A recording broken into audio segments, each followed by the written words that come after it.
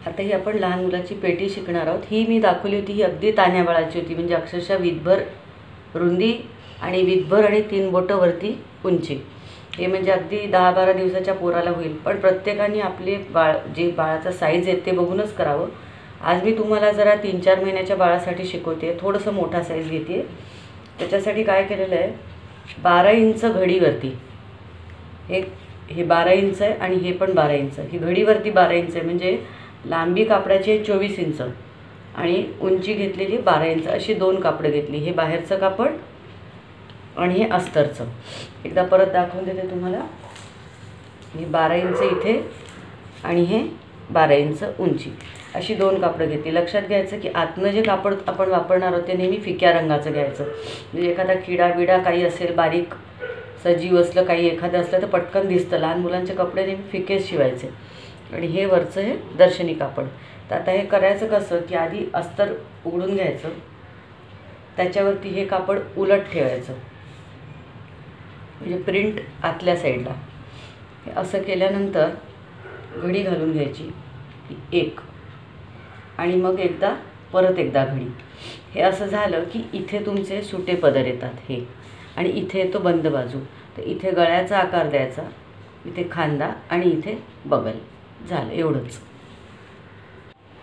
आता बघा, मगाशी सांगितलं जसं आपण कापड अरेंज केलेलं आहे, सुलट बाजू आतमध्ये आहे, अस्तर वर, आणि हे अशा पद्धतीने एकदा नीट बघा, हे असं ठेवलेलं आहे। खाली कापड अस्तराचं, त्याच्यावर आपलं लागणारं कापड, त्याचा सुलट भाग आतमध्ये, ही पहिली फोल्ड आणि ही दुसरी फोल्ड, असं चौपदरी घडी करून घेतलेली। आता हा जो बंद भाग आहे, इथल्या बाजूला आपल्याला बगल घ्यायची, आणि हा जो खुला भाग आहे, खुला, इथे आपल्याला गळा घ्यायचा आहे। तर काय करायचं, हे अंतर घेतलेलं आहे मी 2 इंच, हे 2 इंच अंतर। मागचा गळा जो आहे तो 1.25 इंच घेतला आहे, हे 1.25 इंच अंतर। पुढचा गळा 2 इंच, म्हणजे 2 इंच गळा खोली, 2 इंच गळा रुंदी, आणि हे 1.25 इंच। आता खांदा जो आहे तो मी 2.25 घेतलेला आहे, खांदा 2.25, आणि हे घेतलेलं आहे 4.5। खरं सांगू का, ही मापं अशी काही छातीचा अर्धान चौथान असं करून काही केलेली नाही आहे। डोळ्यांनी नुसतं पाहायचं आणि अंदाजाने इथे छोटं, थोडा लहान गळा, थोडा खोल, थोडा आणखीन खोल, आणि ही बगल, हे असं कापलेलं आहे। तरी पण मापं सांगते, हे 2 इंच, हे 2 इंच, हे 1.25 इंच, हे 2.25 इंच, आणि हे 4.5 इंच। आता कापताना सगळ्यात आधी मागचा गळा आधी कापायचा आणि बगल कापून घ्यायची। आता बघा, हा मागचा गळा आपण कापलेला आहे, खांदा आणि ही बगल। खरं पुढच्या गळ्याची तुम्ही खूण नाही केली तरीसुद्धा चालेल आहे। आता काय करायचं, हे असं उघडून घ्यायचं। हे उघडल्यानंतर आता हे जे 2 सुटे पदरी, इथे आपण खुल्या गळ्याची, पुढच्या गळ्याची आपण खूण करून घेऊया। तर ही मगाशी सांगितल्याप्रमाणे ही आपण 2 इंच खोली घेऊया। आता या स्केलवरनं आपल्याला क्लिअर दिसतं आहे, त्यामुळे माझं इथे चुकणार नाही। ही झाली 2 इंच खोली इथून, आणि हे इथून मी असं हे परत एकदा इथे अशी खूण करून घेणार, आणि मग कापणार की हा पुढचा गळा आपला झाला तयार। आणि हे कापडाचे 4ही पदर आपण एकदमच कापतो, एवढं लक्षात ठेवायचं। आता बघा, हे कसं दिसणार आहे, हे उघडल्यानंतर असं, अशा पद्धतीची आता ही बंडी आपली तयार होणार आहे, किंवा पेटी। तर काय करायचं, आता हे असंच्या असं पूर्ण उघडायचं, आणि ह्याची तुम्हाला आता विशेषतः लक्षात येत असेल की इथे साईडला कुठेही शिवणी नाही आहे, फक्त समोर जे काय आपण बटणं घालणार आहोत तीच। तर आता शिवायला सुरुवात करायची। हे असंच ठेवायचं, खाली सुलट पदर, सुलट बाजू, वर अस्तर, हे सरळ शिवत, हे असं असं असं सगळं सगळं सगळं पूर्ण शिवत याचं, अगदी जवळून टीप घालायची आहे।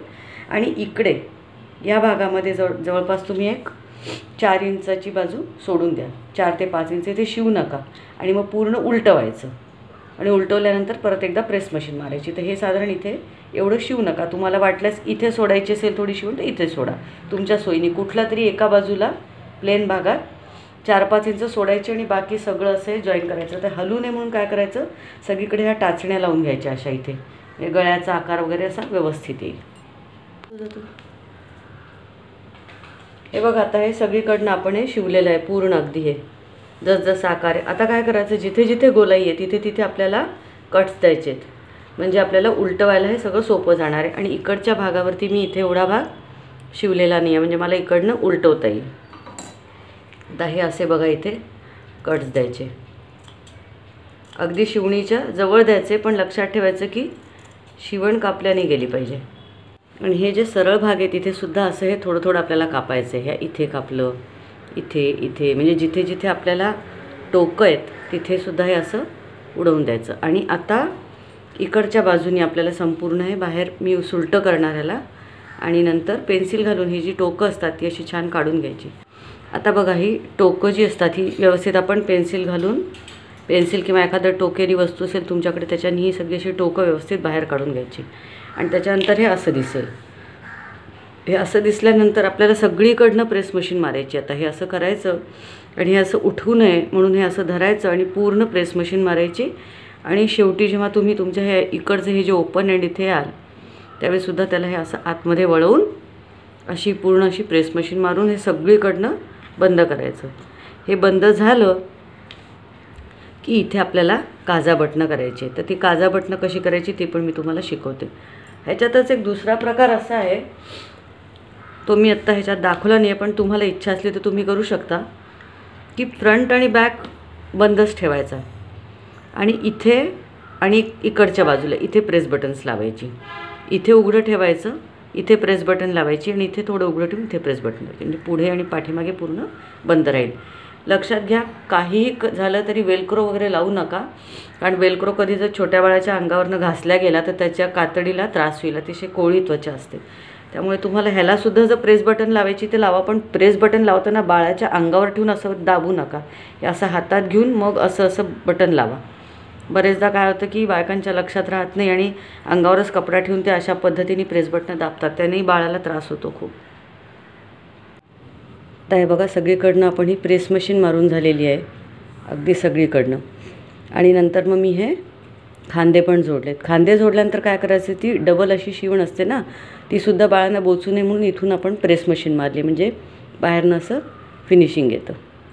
तर आता अशा पद्धतीने हे आपले पूर्ण ही पेटी शिवून झालेली आहे. आता राहिला विषय आपल्याला काजा बटणं करायचे. तुम्हाला काजा बटणं नसतील करायची तर प्रेस बटणं लावा, पण ते बरोबर अंतरावर कशी लावायची ते सुद्धा मी, त्याची एक पद्धत आहे ती मी तुम्हाला आता शिकवते. आता हे बघा ही सुरेख आटोपशीर आपली पेटी तयार झालेली आहे. आता जर तुम्हाला प्रेस बटन लावायचे असतील तर 5 प्रेस बटणं किंवा 5 काजा करू शकता. तर काजा कशा करायच्या, एक कुठलाही पदर उचलायचा, त्याला इथे धरायचं, म्हणजे हे आपला मध्य येतो. हा मध्य आला ना की इथे एक आपल्याला बारीकसा कट द्यायचा आहे. इथे तुम्हाला दिसेलच की इथे डबल शिवण आहे, डबल कापड आहे. इथे बारीकसा कट दिला की एक काज ही तयार झाली, ही तयार झाली एक काज. आता इथून परत अर्ध करायचं आणि हा जो भाग आहे इथे एक कट द्यायचा की ही झाली तुमची दुसरी काज. त्याच्यानंतर ह्या उरलेल्या अर्ध्यावरती परत मध्यापर्यंत आणायचं हे, आणि इथे तिसरी कट द्यायची, ही झाली तिसरी काज. आता पहिली आणि लास्ट.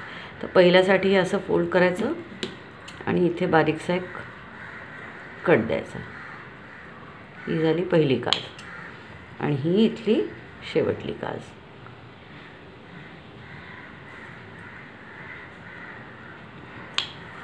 आता काजा केल्यानंतर, काजा जर तुम्हाला शिवता नसतील तर मी एक काज तुम्हाला शिकवते कशी करायची ती. आणि मग बटन कसं लावायचं, काज केल्यानंतर असं ठेवायचं, ते असं सुई घालायची आणि त्या काजेतनं बरोबर सुई बाहेर येते, हे अशी ह्याच्यातनं बाहेर आली की जिथे सुई बाहेर येते तिथे बटन लावायचं, म्हणजे आपोआप एका उंचीवर तुमचे हे सगळे येतील. हे बघा आता एक ही काज केलेली आहे, ही दुसरी काज तुम्हाला दाखवते कशी करायची ही. तर धागा नेहमी दुहेरी घ्यायचा आणि तो खालनं असा काढायचा. आधी पहिला टाका हा तुमच्या गहू टाकासारखा असेल, जिथून धागा काढला तिथेच घालून परत ह्या काजाच्या जागेतनं बाहेर काढायचा, म्हणजे असा गहू टाकासारखा दिसेल. मग हा धागा वळवून घ्यायचा आणि त्याच्या बाजूनी परत घालायचा आणि ह्याच्यातनं परत घालायचा. असं करत करत जवळ जवळ जवळ तुम्ही अशी काज तयार करू शकता. आता ही कास तयार झालेली. आता आपल्याला बरोबर ह्याच्या समोर बटन लावायचं. तर काय करायचं, हे कापड असं ह्याच्या बरोबर खाली घ्यायचं आणि काजेमधनं सुई बाहेर काढायची अशी. ही काढून त्या कापडातनं बरोबर निघाली पाहिजे. म्हणजे हे बघा, हे एका समोर एक असं येतं. ही सुई आली की आपल्याला आता पोझिशन कळली कुठे आहे म्हणून.